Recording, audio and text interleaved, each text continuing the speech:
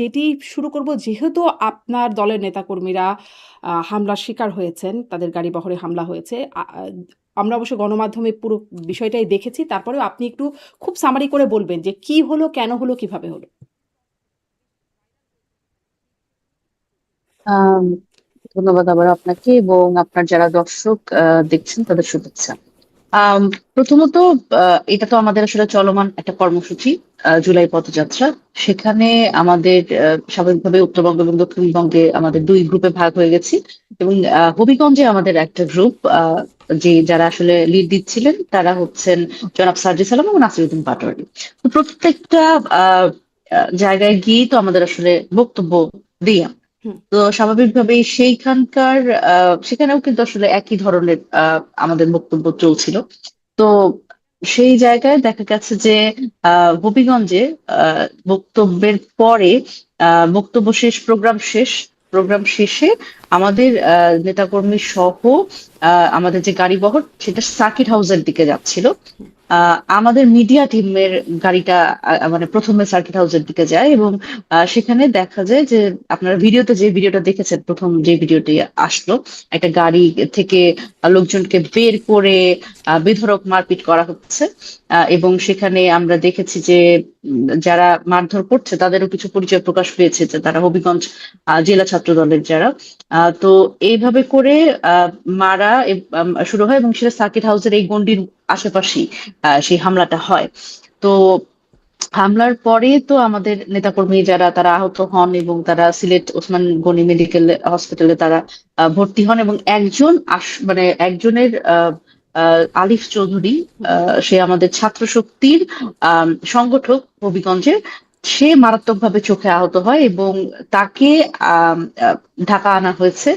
তিনি এখন চক্ষু বিজ্ঞান ইনস্টিটিউটে, সেখানে উনি চিকিৎসারত আছেন। এবং খুবই মানে হতাশার কথা হচ্ছে এটাই যে তার চিকিৎসকদের যেটা বক্তব্য সেটা হচ্ছে তার হয়তো বাম চোখটা কোনোভাবে আলো ফেরার সম্ভাবনা নাই, তবুও তারা চেষ্টা করবেন। তো এই হচ্ছে পরিস্থিতি। এবং সেখানে কিন্তু আমাদের যারা নেতাকর্মী ছিল তারা একেবারেই নিরস্ত্র ছিল, মানে তাদের তো আসলে হামলা করবা না, তারা তো আসলে কর্মসূচি পালন করতে গেছে। সুতরাং অতর্কিত যে হামলাটা হয়েছে সেটা খুবই দুঃখজনক। আপনি যে এবং বলছেন যে যারা কারো, হামলা কারো করেছে, পরিচয় প্রকাশ জি, পেয়েছে ছাত্রদলের কয়েকজন। জি, মানে তাদের কি জি, চিহ্নিত করা গেছে? ছাত্রদলের কে, কে আছে তাদের নাম ঠিকানা সহ চিহ্নিত করা গেছে? জি, জি, জি, এটা চিহ্নিত করা গেছে। কারণ হচ্ছে একেবারে যারা সম্মুখ সারিতেই যারা হামলা করছিলেন তাদের কিন্তু অনেক অনেক জায়গা থেকে আমরা দেখলাম যে জিয়া সাইবার ফোর্স, তারপরে হচ্ছে এরা এবং ছাত্রদল, হবিগঞ্জ ছাত্রদলের দায়িত্বশীল যারা, তাদের মধ্যে অনেকের পরিচয় সামনে এসছে। এবং সেই জায়গা থেকে জানি না আসলে ছাত্রদলের পক্ষ থেকে কতখানি সাংগঠনিক ভাবে সেটা অ্যাড্রেস করা হুম। হচ্ছে। কিন্তু তবে ছাত্রদলের মোটামুটি পক্ষ থেকে পরিচয় সবার যুবদল বা প্রকাশিত। যারা স্থানীয় যারা নেতাকর্মী আছে ছাত্রদল, যুবদলের, তারা কিন্তু বলছে এটা বিক্ষুব্ধ জনতা এই এনসিপির এদেরকে হামলা করেছে। শুধু তারাই না, রাশেদ খান যিনি নতুন বিএনপিতে আছেন, তিনি বলছেন যে জনগণ যে এনসিপি নেতাদের ঝেঁটিয়ে বিদায় করে না, এটা তাদের সৌভাগ্য। মানে এটা জনগণের কথা বলছে, যে জনগণ এটি করেছে। হুম, মানে এটাই হচ্ছে মজার ব্যাপার, জানেন, বাংলাদেশের যে রাজনীতি, রাজনৈতিক সংস্কৃতি, সেখানে এতদিন ধরে যারা পুরনো রাজনীতিবিদ যারা, আমরা তাদের সবসময় শুনে এসেছি যে তারা জনগণ বলতে আসলে তাদের দলীয় নেতা কর্মীকেই বোঝান। হ্যাঁ, এখন আমরা যখন আসলে সেখানে তারা আপত্তি জানাচ্ছে যে সেই হবিগঞ্জের জিকে গৌস তাকে কেন অ্যাড্রেস করে কথা বলা হয়েছে। এখন দেখেন, ব্যাপারটা এমন যদি হয় যে চাঁদাবাজকে চাঁদাবাজ বলা যাবে না, একজন একটা এলাকায় ত্রাসের রাজত্ব তৈরি করে রেখেছে, মাফিয়া তন্ত্র কায়েম করে রেখেছে, আপনি তাকে সেটা বলতে পারবেন না, তাহলে আমাদের আসলে বলে দিতে হবে যে কতটুকু আসলে বলতে পারবো এবং কতটুকু বলতে পারবো না। একজন ঋণ খেলাপিকে আপনি ঋণ খেলাপি বলতে পারবেন না। তার মানে এখন আমাদের তাহলে বলে দিতে হবে যে আমরা আসলে বাক স্বাধীনতার সীমানা কতটুকু, আমরা কতটুকু বলবো, বা কিভাবে অ্যাড্রেস করলে আসলে হুম। সরকার খুশি হবে, মনির বাক এবং স্বাধীনতার আমরা বিষয়টা বিরোধী দল আরেকটু বিশেষ হিসেবে করে সেটাই আসি। করবো কিনা। মানে বাক স্বাধীনতার তো আসলেই একটা সীমা আছে। সেটা তো মানে ওই যে যেটা সংবিধানে বলছে সাবজেক্ট টু রিজনেবল রেস্ট্রিকশন। সেই রিজনেবল রেস্ট্রিকশনটা কি হবে সেটা আবার কেউ ডিফাইন করে যেহেতু দেয় না।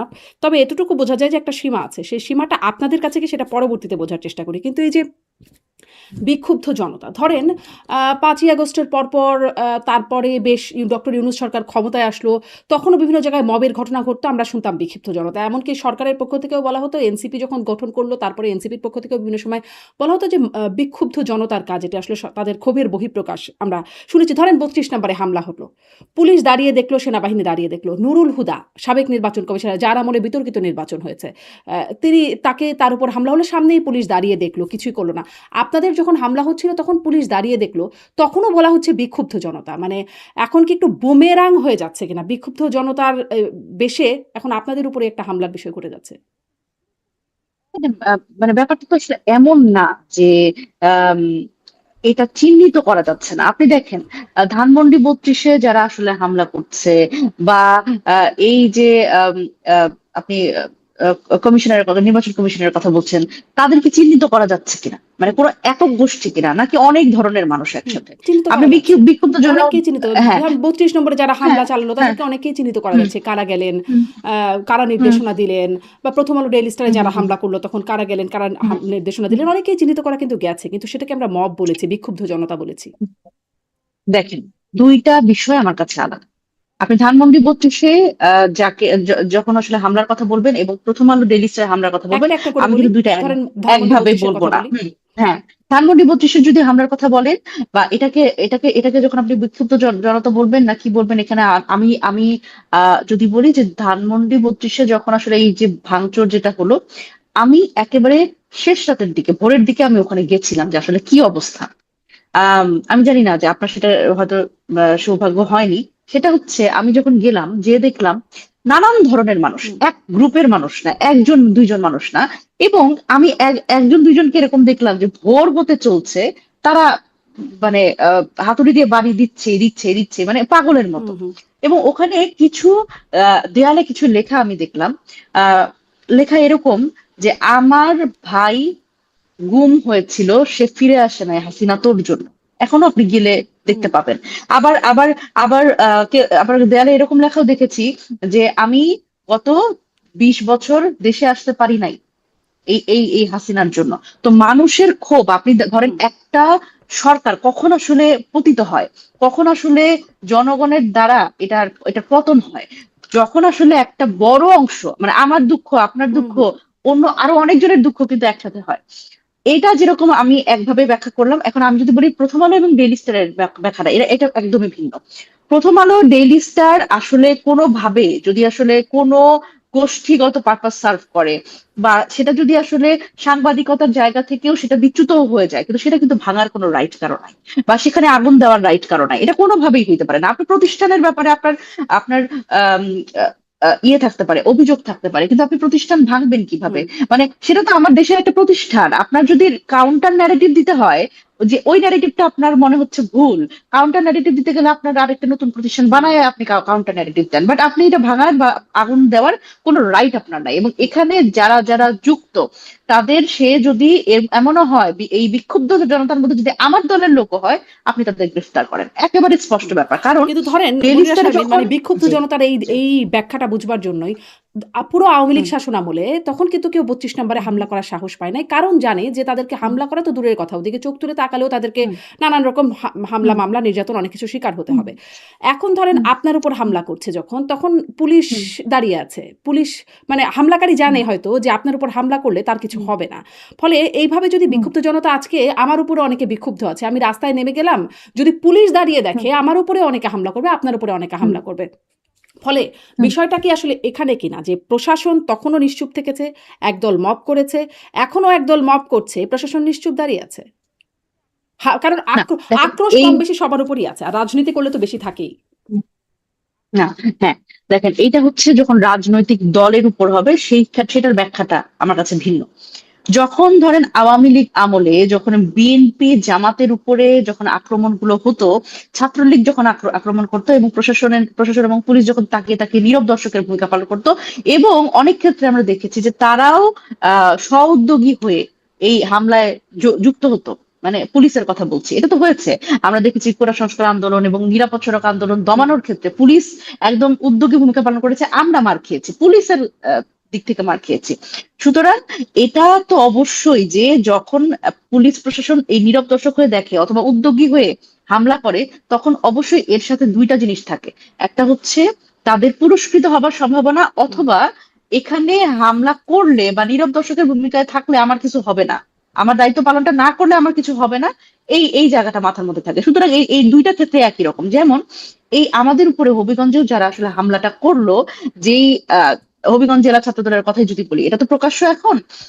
তারা যখন হামলা করলো, তারা কিন্তু খুব, মানে এটা হামলা করার পরে আমরা কি দেখি, যারা হামলা করে তারা কিন্তু নিজেদের মুখটা লুকাতে চায়, কিন্তু আমরা কিন্তু দেখেছি ভিডিওগুলো কোথা থেকে পেলাম আমরা, এখানে তো আমাদের লোকজনের তো ক্যামেরা ল্যাপটপ সব ভেঙে ফেলেছে, তাহলে ভিডিওগুলো কিন্তু তাদের পক্ষ থেকে আমরা পেলাম, তারা প্রকাশ্য এই ভিডিওগুলো ফেসবুকে পোস্ট করেছে এবং এটা নিয়ে উল্লাস করেছে, কারণ তারা জানে যে ওপর মহল থেকে কোনো না কোনো সিগন্যাল আছে যে এই ধরনের হামলা করলে হয় তারা পুরস্কৃত হবে, অথবা তাদের একটা মানে একই সমর্থন রকম আছে যে বিষয় না কি তোমার ধরেন পথ এর যাবে না। আগের মবগুলোর জন্য যদি বলি, এরকম বিষয় হয়নি? ধরেন যখন সাংবাদিকদেরকে সেখানে আ সন্ত্রাস বিরোধী আইনে তাদেরকে গ্রেপ্তার করা হলো। সাংবাদিক কয়েকজন ছিলেন। তারা নাকি সরকার পতনের চক্রান্ত করছিলেন। একদম প্রকাশ্য পাবলিক সেমিনারে তারা কথা বলছিলেন। আমি বলছি এবং সেখানে ঢাকা বিশ্ববিদ্যালয়ের একজন শিক্ষক ছিল, হাফিজুর রহমান কার্জন ছিলেন, মঞ্জুরুল আলম পান্না ছিলেন, আরো কয়েকজন সাংবাদিক ছিলেন। তাদেরকে সেখান থেকে গ্রেপ্তার করে নেয়া হয়ে গেল। সেখানে যারা হামলা করলো তারাও কিন্তু তারা নিজেদের ভিডিও করছে, বা নুরুল হুদাকে যারা হামলা করলো তারাও তো আসলে আইনের দ্বারা শাস্তির যোগ্য। তারা তো আইনের আওতায় আসতে পারত। কিন্তু তাদেরকে হামলা করলো, পুলিশ দাঁড়িয়ে থাকলো। তারা নিজেরা ভিডিও করলো। কারণ এখানে তারা বিক্ষুব্ধ জনতা হিসেবে তারা বেশ খাতিরযত্ন পাচ্ছিল। এরকম না ব্যাপারটা? খাতির তো আপনি কার কাছ থেকে পাচ্ছেন দেখেন। সরকারের কাছ থেকে আপনি সরকার মানে, বলছে তারা বিক্ষুব্ধ হ্যাঁ, জনতা, ক্ষোভের বহিঃপ্রকাশ, বা আপনাদের কাছ না, থেকে? বিক্ষুব্ধ জনতা তো সবাইকে বলা যাবে না, সবাইকে বলছেও না কেউ। এই এখন ধরেন রাজনীতিবিদের বিক্ষুব্ধ জনতা এবং সত্যিকার অর্থে বিক্ষুব্ধ জনতার মধ্যে তো পার্থক্য আছে। কে বের যখন করবে এটা? বিএনপি বলছে, এটা এটা দেখেন, বিএনপি যখন বলছে যে জনতা প্রতিরোধ করেছে, হুম। তো জনতা কারা আমরা দেখছি না? এটা তো একটা নির্দিষ্ট গোষ্ঠী, নির্দিষ্ট দলের সমর্থনকারী। তো নির্দিষ্ট দল এবং তারা পদে আছে, আপনি এটা তো খুব, মানে ইজি টু সর্ট আউট। কিন্তু আপনি যখন দেখেন, প্রথমত এই যে সাংবাদিকদের কথা বললেন বা যে কোনো ধরনের মবের কথা বললেন, মব বা সাংবাদিকদের, এই এই দেখেন, আপনি যতগুলো ঘটনার কথা আনলেন প্রত্যেকটারই কিন্তু আলাদা অবতারণা আমি করতে পারবো। হুম। যেমন এই সাংবাদিকদের কথা বলেন, দেখেন সাংবাদিকরা ছাত্র হত্যার মানে মামলায় তাদের পুলিশে নেওয়া, এটা আমি সমর্থন করি না, কারণ তারা ছাত্র হত্যার সাথে সরাসরি সম্পর্কিত না। তবে তার একটা তো বিচার হতে হবে। হুম। দেখেন, সাংবাদিকতার তো একটা নিরপেক্ষতার একটা জায়গা আছে, কিন্তু আপনি নিরপেক্ষতার জায়গাটা রাখলেন না, আপনি পুরোপুরি একটা দলের হয়ে সিকোফ্যান্সি করলেন। তো সেটার জায়গাটা তো অবশ্যই আপনার, এটার জবাবদিহিতাটা কোথায় কোথায় আপনি দিবেন?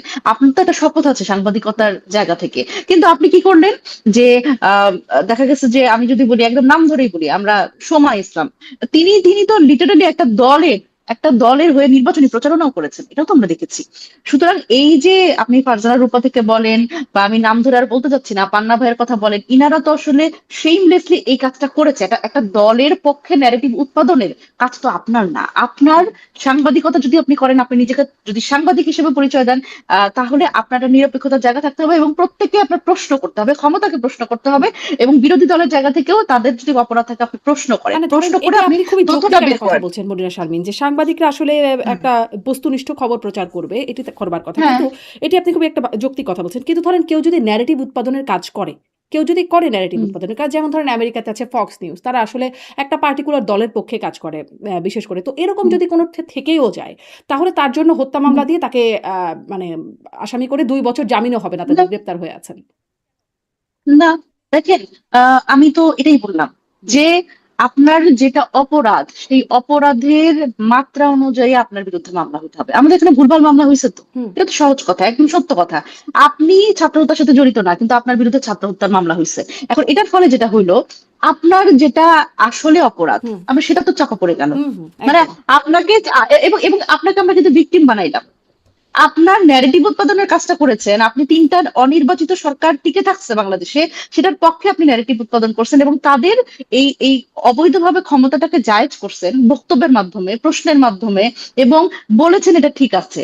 সেইটার অপরাধটা আমরা আড়াল করলাম আপনার ছাত্র হত্যার মামলা দিয়ে এবং আপনাকে ভিক্টিমাইজ করলাম। এখন আপনি বলবেন যে আমি তো এই কাজটা করি নাই, তো এটাও তো একটা একটা মানে এটা তো আমাদের লস হয়েছে। হুম। এটা তো আসলে, আমার কথা হচ্ছে যে এই যে জুলাই গণ অভ্যুত্থানটা ছিল, এটা তো আসলে বৈষম্যের বিরুদ্ধে ছিল এবং ইনসাফের কথা বলা হুম। হয়েছে, মানে জাস্টিসের কথা বলা হয়েছে। তো জাস্টিসটা তো আপনার জন্য কোনটা জাস্টিস? হাসিনার জন্য যেরকম দেশের তাকে ফিরিয়ে এনে তাকে বিচারের মুখোমুখি করাটা জাস্টিস, এবং আপনার যা অপরাধ, আপনাকে সেই অপরাধে অপরাধী হিসেবে সাব্যস্ত করা এবং সেটার জন্য বিচারের তো আওতায় আনা, ধরেন এখানে সেটা এই হচ্ছে এই বিষয়টা জাস্টিস। আজকে কথা বলার না, তারপরেও আপনার কাছে যেহেতু আপনি এই বিষয়টা বলছেন যে এটা এখন যদি ধরেন তারা এখন মজলুম শ্রেণীতে পরিণত হচ্ছে, ফলে ক্ষোভটা আপনাদের উপর হুম হুম হচ্ছে, হুম যারা আসলে হুম ক্ষমতায় হুম। গেছেন বা ক্ষমতা পরিবর্তন করে নতুন একটা বন্দোবস্তের কথা বলে এসে আবারও সেই পুরনো নতুন করে মজলুম শ্রেণী তৈরি হচ্ছে।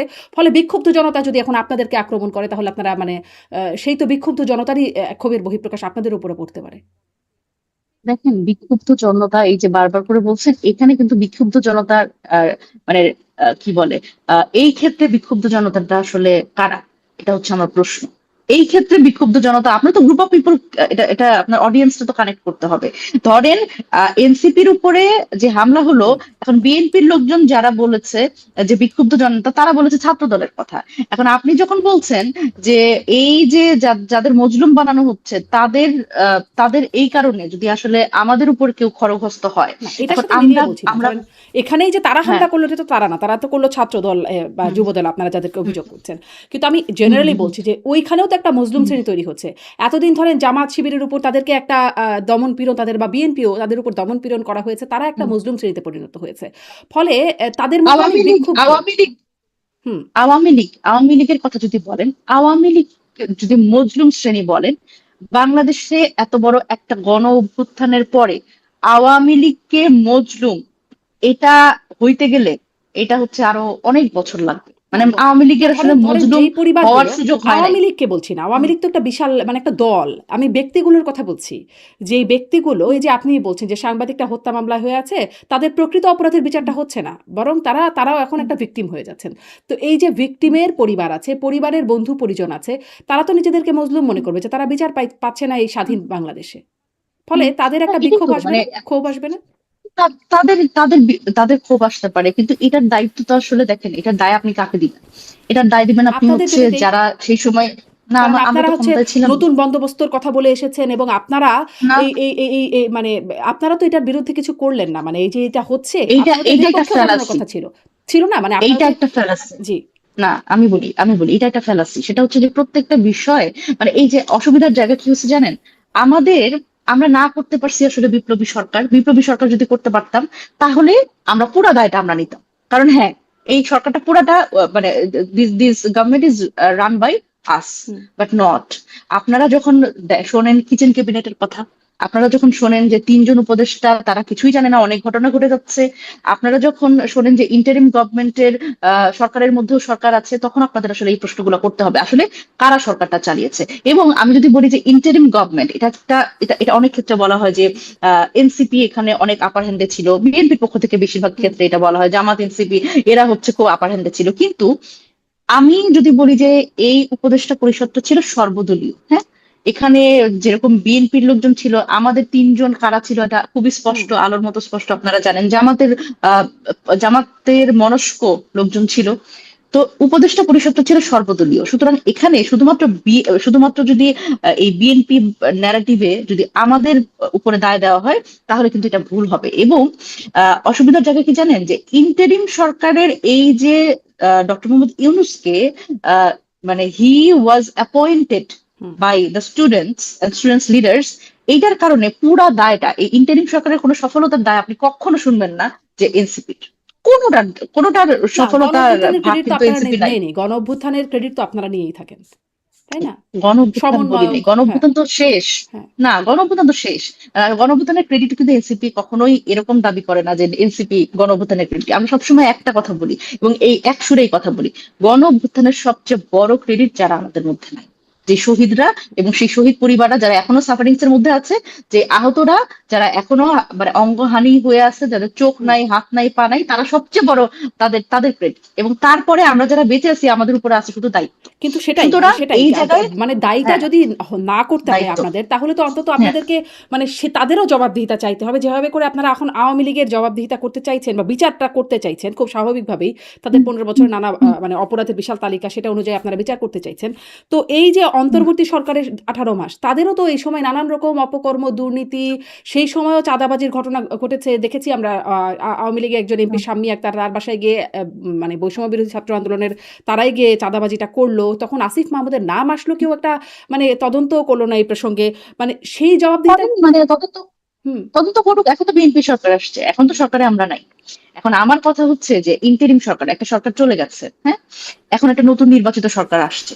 তাহলে এই সরকার তো আগের সরকারের যেই দুর্নীতি, যা অভিযোগ, যেই সমন্বয়কের বিরুদ্ধে অভিযোগ থাকুক, যার যেই অ্যাডভাইজারের বিরুদ্ধে অভিযোগ থাকুক, তারা এটা মানে এই সমাধানগুলো করুক, এই অভিযোগগুলো তদন্ত করুক, এগুলো আইনের আওতায় নিয়ে আসুক। যারা অভিযুক্ত তার মানে প্রমাণ সাপেক্ষে, তার তদন্ত সাপেক্ষে তারা অভিযোগগুলো তদন্ত করুক। এবং আসলে যদি দোষী হয় কেউ, সে যদি আমার দলেরও কেউ হয়, কোনো অসুবিধা নাই। অবশ্যই দুর্নীতি করলে এবং এই অভিযোগের সত্যতা পাওয়া গেলে অবশ্যই তাকে আইনের আওতায় আনতে হবে। এবং এবং সেটা যদি আমার দলের কেউ হয়, আই উইল হেল্প। হুম, মানে আমার একদম সহজ কথা। এখন এই জায়গাতে আরেকটা অসুবিধার জায়গা কি, এনসিপি দুর্নীতিগ্রস্ত, এনসিপি চাঁদাবাজি করছে। মানে ধরেন বাংলাদেশে এই যে সমন্বয়ক, যখন আমি যদি এখনকার কথা বলি, গত 2 বছর আগের কথা, যখন ডিবি অফিসে আমাদের এই 6 জন সমন্বয়ক যখন ছিল, হুম, তখন যখন আন্দোলনটা একটা পর্যায়ে তারা কিন্তু প্রত্যাহার করতে হলো তাদের ডিবির হুম, চাপে। তো সেই সময় কিন্তু আমাদের আমি যদি বলি হানান মাসুদ, আপনার মনে থাকবার কথা, মাহিন সরকার, হুম, তারপরে হচ্ছে রিফাত রশিদ, এরা কিন্তু বললো আন্দোলনটা চালিয়ে যাওয়ার জন্য। এবং তখন আপনার খেয়াল থাকবার কথা, মানে আন্দোলনটা কিন্তু আসলে ঢাকা বিশ্ববিদ্যালয়ের এই সমন্বয়কদের মধ্যে আর হুম, ছিল না, প্রাইভেট বিশ্ববিদ্যালয় থেকে শুরু করে একেবারে সাধারণ ছাত্র জনতার দিকে চলে গেছে। এবং আপনার মনে থাকবার কথা, সবাই কিন্তু পোস্ট করতো আমি সমন্বয়ক, আমি সমন্বয়ক। সুতরাং এই সমন্বয়ক জায়গাটা কিন্তু অর্গানিক ছিল। এখানে অনেক ছাত্র দলের লোকজন আছে সমন্বয়ক, অনেক শিবিরের লোকজন আছে সমন্বয়ক ছিল। সুতরাং এই যে সমন্বয়ক, এটা যে সমন্বয়ক বলতেই যে আসলে বৈষম্য বিরোধী ছাত্র আন্দোলন এবং সমন্বয়ক যে শুধু এনসিপির লোক, তা কিন্তু না। হুম। এটা তো একটা সর্বদলীয় আন্দোলন ছিল, তাই না? মানে রাজনৈতিক দলগুলো তাদের ব্যানার ফেলে আসছে, কিন্তু কিন্তু তারা তো ধরেন আসলে ধরেন তাদের ছিল, অনেকে অনেক জায়গায় ছিল, সেটা আপনি বলছেন। কিন্তু আমরা সমন্বয়ক বলতে যাদের চিনে গেছি পরবর্তীতে, যাদের মুখ চেনা হয়েছে, তারা মোটা দাগে সবাই এনসিপিতে আছেন বা বৈষম্য বিরোধী ছাত্র আন্দোলনে কিছু ঝরে পড়েছেন। তারাও এনসিপিতে আসবে বলে ভেবেছিল মানুষ, কিন্তু আসে নাই। তারা ঝরে গেছে এরকম। কিন্তু সমন্বয়কের কিছু চেনা চেহারা আছে। হ্যাঁ? সেটা তো আছেই, তাই না? আপনি কি সেগুলো এদের আপনি কি এদের কাউকে চাঁদাবাজি করতে দেখছেন? যদি যদি এদের এই যে চেনা মুখগুলোর বিরুদ্ধে কোনো অভিযোগ থাকে, আপনারা তদন্ত করেন। তদন্ত করে যদি সেটা সত্য প্রমাণ হয়, তাহলে তাদের বিরুদ্ধে আইনি ব্যবস্থা নেন। একদম সহজ কথা। শুনেন, একটা দলে তো নানান ধরনের মানুষ থাকে, এবং অসুবিধার জায়গা কি হয়েছে, যে এই যে কয়টা পরিচিত চেহারা আপনারা চেনেন, তাদের বিরুদ্ধেই সব অভিযোগগুলো আসে। এবং যেটা হয় সেটা হচ্ছে, ধরেন এই মানে মানে সিলেটের এই বানিয়াচং এর এক সমন্বয়ক, তার চাঁদাবাজি, সে কোথায় যায়, কোন সরকারি অফিসে যে চাঁদাবাজি করছে, সেটা দায় ওই মনিরা শারমিনের উপর এসে পড়ে। এটা হচ্ছে সমস্যা। কারণ আমাদের চেহারা আপনি চেনেন, কারণ ওনাদের চেহারা আপনারা চেনেন না। হুম। সুতরাং আমার কথা হচ্ছে, আসলে এই যে মানে কিছু তাই কিছু তো হয় আসলে না? তাই তো। আহ ধরেন কোথাকার ছাত্রদলের নেতা যদি আপনাদের উপর হামলা করে, তারেক রহমানের কাছেই আপনারা জবাব চাইবেন। ফলে কোথাকার না, হুম, কোথাকার না, এটাই ব্যাপার। যে আসলে ছাত্রদলের পোস্টেড নেতা, যে আসলে হবিগঞ্জ জেলা ছাত্র দল, এটা কিন্তু একটা গুরুত্বপূর্ণ পোস্ট, বড় বড় পোস্ট, কিন্তু ছাত্র নেতাদের কিন্তু খুব বড় পোস্ট, জেলা পর্যায়ের নেতা। এখন এইটা দিয়ে আপনি করতে পারবেন না, কারণ আন্দোলন, একটা গণ অভ্যুত্থান তো একটা অর্গানিক মুভমেন্ট। এটা যদি আসলে ওইরকম মানে যদি খুব প্রিপেয়ার্ড বা গোছানো মুভমেন্ট হতো, তাহলে তো আমরা বিপ্লবী সরকার গঠনই করতে পারতাম। আমরা তো এরকম অনেক সমন্বয়ক আছে যে মানে অভ্যুত্থান শেষ হয়ে গেছে, তারপর আমরা চিনতে পারছি যে ও আচ্ছা, ও ওইখানে দায়িত্ব পালন করছে। মানে এটা অর্গানিক মুভমেন্টের সাথে তো আপনি রাজনীতির তুলনা করতে পারেন না। রাজনীতিতে যখন কিন্তু জেলা ছাত্র দলের উনি পোস্টেড নেতা। মুভমেন্ট পরবর্তীও অনেকেই খুব প্রভাবশালী ছিলেন, এখনো আছেন, এবং চেনা জানা চেহারা, চেনা জানা তাদের মধ্যে যে বলছিলাম যে অনেকেই এখন এনসিপির শীর্ষ নেতা, সমন্বয়ক হিসেবে পরিচিত। আমি আবার একটু হবিগঞ্জের কাহিনীটাতেই ফিরি, যে যেখানে এই ধরেন বিক্ষুব্ধ জনতা নিয়ে কথা বলছিলাম, আবার ধরেন হবিগঞ্জেই কিন্তু সেই এসআই সন্তোষকে পুড়িয়ে মারা বা থানা পুড়িয়ে দেওয়ার এই ঘটনাগুলো, মেহেদী হাসান, উনিও একজন বৈষম্য ছাত্র আন্দোলনের সমন্বয়ক, ওনাকে গ্রেপ্তারও করা হয়েছিল, ঠিক পরদিনই তার জামিন হয়ে গেছে। যেখানে ওই যে আপনিই বলছিলেন যে ভুয়া মামলায় হত্যা, মানে ভুয়া মামলা দিয়েও তাদের আসলে জামিন হচ্ছে না, কিন্তু কোনো এক ম্যাজিকে তার ঠিক পরদিনই জামিন হয়ে গিয়েছিল। তো যখন এই আপনাদের যে প্রাইমারি সংগঠন, সেই বা যেখান থেকে আপনাদের আসলে উৎপত্তি, বৈষম্য বিরোধী ছাত্র আন্দোলন, সেখানকার নেতাদের এরকম রেকর্ড, তারা আসলে পুড়িয়ে দিচ্ছেন, পিটিয়ে মেরেছেন, গণ অভ্যুত্থান নিঃসন্দেহে সেই সময় একটা অভ্যুত্থান ছিল, অভ্যুত্থান বা অভ্যুত্থান পরবর্তী বা অভ্যুত্থান মুহূর্তকালীন সময়। এখন পুলিশেরও তো একটা ক্ষোভ থাকতে পারে যে মানে আমাদের থানা পুড়িয়ে দিয়েছেন, আমাদের সদস্যদের পুড়িয়েছেন, ফলে আমরাও একটু নিষ্ক্রিয় থাকলাম, দেখি। আচ্ছা, আপনি আমাকে বলেন তো, যে এই যে ছাত্রদল তো একটা বড় সংগঠন না? ছাত্রদলের রাকিব ভাই, যিনি আসলে সভাপতি, রাকিব ভাই কিন্তু একদম খুব মানে ফলাও করে গর্বের সাথে বলছেন যে আমরা থানা পুড়াই দিছি। হ্যাঁ, আপনি এখনো দেখবেন প্রধানমন্ত্রীর সামনে উনি খুব গর্বের সাথে বলছেন এই গণ অভ্যুত্থানে আমরা কতগুলো থানা পুড়াইছি। তো যখন দেখেন এটা তো এটা উনি যেভাবে বলছেন, তখন কিন্তু আপনারা কোনো প্রশ্ন তোলেন নাই। এই মেহেদী হাসান যে হবিগঞ্জে, সে যখন বলছে এটা, তখন এটা কিন্তু একটা ইস্যু হয়ে গেছে। এটার কারণটা বলি।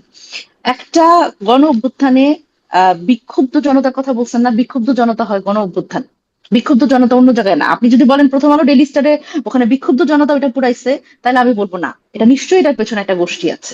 কিন্তু আপনি যখন বলবেন যে গণ অভ্যুত্থানে মানে যখন পুলিশ আমার মানে আমার ট্যাক্সের টাকায় আমার সন্তানের উপরে গুলি করছে, আমার ভাই বোনের উপরে গুলি করছে, আমার রিয়া গোপ সে ঘরের মধ্যে থেকে মানে মরে যাচ্ছে, এবং হেলিকপ্টার থেকে, এই হেলিকপ্টারের টাকাটা কে দিচ্ছে? আমরাই হুম, তো দিচ্ছি। হুম, তো পুলিশ যেভাবে করে সরকারের পেটোয়া বাহিনী হিসেবে অবতীর্ণ হয়ে আমাদের উপরে আমাদের গুলি চালাইছে, এবং আবু সাইদের ওই ভিডিও, এই ভিডিও তো মানে অন্তত পাঁচ পাঁচ আগস্টে তো যতগুলো থানা পোড়ানোর ঘটনা, তো আবু সাইদের ভিডিও তো আসলে এটা তো কেউ মানে না মানে ডিজন করতে পারবে না। এটা নিশ্চয়ই। আপনি যেই দল বলেন, যেই মত বলেন। হুম, তো মানুষ এগুলো দেখছে, এগুলো দেখার পরে আপনি বলেন তো যে একটা ফোর্সের উপরে মানুষের কতদিনের রেজ এটা হুম, আউট অফ রেজ এটা হইতে পারে। আপনি দেখেন, এটা বাদ দিলাম, গণ অভ্যুত্থান তো একটা ঘটনা। এমন অনেক মানুষ এই গণ অভ্যুত্থানে এই বিক্ষুব্ধ জনতার মধ্যে আছে, যে মানুষের পরিবারের সদস্যকে বিনা কারণে এই এক্সট্রা জুডিশিয়াল কিলিং এর শিকার হইতে হয়েছে, এই বিনা কারণে তাদের হচ্ছে কাস্টোডিয়াল ডেথের মধ্যে পড়তে হয়েছে এই পুলিশ বাহিনীর হাতেই তো, হুম। তাই না? ক্রস ফায়ারে মারছে তারা। তারা কেন মারছে? সরকার বলছে তারা মেরে দিচ্ছে। এইবারে সরকার তাদের হচ্ছে বলছে তারা হলো তো ধরেন পুলিশ গুলি তো আসলে চালাইছে। তাই করে, তাই না? পুলিশ তো তাই করে। ধরেন এর আগে আমার অনুষ্ঠানে সেদিন ব্যারিস্টার ফুয়াদ এসেছিলেন। হুম, সেদিন বলছিলেন যে ২১শে আগস্টের হামলার পরে জলিল সাহেবরা থানায়, থানায় ঘুরেছেন, পুলিশ মামলা নেয় নাই। ফলে সরকারের একটা মানে পুলিশের এরকম একটা ভূমিকা, এটি তো সরকারের যেভাবে সরকার বলে তাদের একটা মানে দায়িত্ব পালন বা তাদের নির্দেশনা পালন, এটা পুলিশ করে থাকে। পুলিশ সেরকমই একটা দায়িত্ব পালন করেছে এবং পুলিশকে কেউ ওন করে নাই। না যারা নির্দেশনা দিয়েছিল তারা ওন করেছে, না আসলে অভ্যুত্থানকারীরা বা কেউই তাদেরকে ওন করে নাই। তারা এরকম মারধর খেয়েছে, ফলে পুলিশ কেন বা পারফর্ম করবে? আপনাদের বাঁচাতেই বা তারা আগায় আসবে কেন? যেখানে মানে আপনাদের মধ্যে থেকে কেউ বলেছেন তাদেরকে পুড়িয়ে মারাচ্ছে, তো আমরা মেরেছি। মানে সেই হবিগঞ্জের কথাই বলছি। বিশেষ করে ঘটনাটা হবিগঞ্জে বলেই এই হুম। কথাটা উল্লেখ করলাম। রাকিবও বলেছেন বা বিএনপির আরো নেতা বলেছেন, আমি সেটাও শুনেছি। কিন্তু হবিগঞ্জের ঘটনাই এটা, যেখানে এসআই সন্তোষকে পুড়িয়ে মারার ঘটনা। দেখেন, এই গণ অভ্যুত্থানের মধ্যে একটা খুবই অভূতপূর্ব আরেকটা ঘটনা ঘটছে, সেটা হচ্ছে এক পুলিশ সদস্যের সন্তানই কিন্তু এই লাশগুলোর মধ্যে একটা ছিল। হুম, হুম।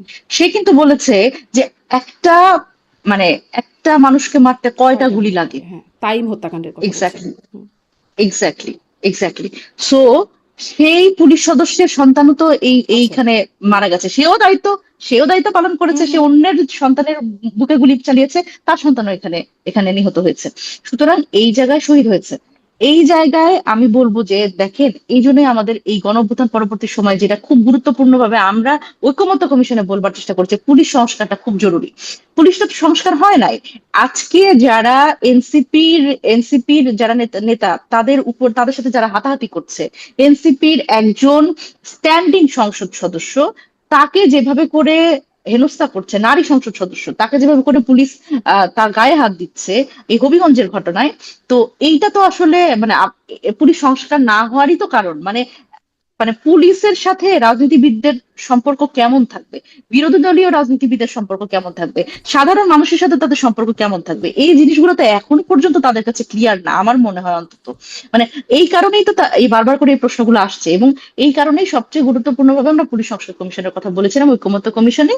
কিন্তু দেখা গেছে যে শেষ পর্যন্ত আমাদের জোড়াজুড়িতে, এনসিপির জোড়াজুড়িতে এটা নিয়ে একটু আলাপ আলোচনা হয়েছিল, এবং সেখানে পুলিশ মানে সংস্কারের ক্ষেত্রে বলা ছিল যে এটার আসলে আলাদা একটা পুলিশ আহ মানে কমিশন গঠন করার কথা। এই একটা বিষয়ে আমাদের ঐকমত্য এসেছে। এই জি। আর কি। মানে পুলিশ সেই সংস্কার সেটাও হয় নাই। মানে ওই পুলিশই হয় নাই। পুলিশের ঐরকমই ওই একটা পুলিশ। চেহারা। ঐরকমই একটা চেহারা ধরেন রাজশাহী বিশ্ববিদ্যালয়ের যে ঘটনা এখন খুব ঘন, ঘন এটা রেফার হচ্ছে। হুম, সালাউদ্দিন আম্মার। তিনি হুম, ছাত্রদের মানে ৩ জন ছাত্রকে ছাত্রলীগ আখ্যায়িত করে হতেও পারে তারা ছাত্রলীগ আসলে তাদেরকে আখ্যায়িত করে তাদেরকে বেধড়ক পিটালেন। দফায়, দফায় পিটালেন। বিশ্ববিদ্যালয় প্রশাসন পুলিশের সামনে পিটালেন। অ্যাম্বুলেন্সে তোলা হচ্ছে তখনও শিবিরের মানে তাদের লোকজন তাদেরকে পেটালো। এবং মজার ব্যাপার যাদেরকে পেটানো হলো তাদেরকে গ্রেপ্তার করে নিয়ে যাওয়া হলো। যারা পেটালো যাদেরকে ভিডিওতে দেখা যাচ্ছে তাদের গ্রেপ্তার করা হলো না। আ ফলে মানে এইসব ব্যাপারে কি আপনারা কোনো প্রতিবাদ করেছেন? আপনারা আপনারা তো খুবই দায়িত্বশীল একটা রাজনৈতিক দল এবং প্রভাবশালীও বটে গণঅভ্যুত্থানের পরে। দেখেন, প্রথমত যার কথা বলছেন, হ্যাঁ, সালাউদ্দিন আম্মার, তিনি রাকসুর জিএস। জিএস সম্ভবত। জিএস। হ্যাঁ,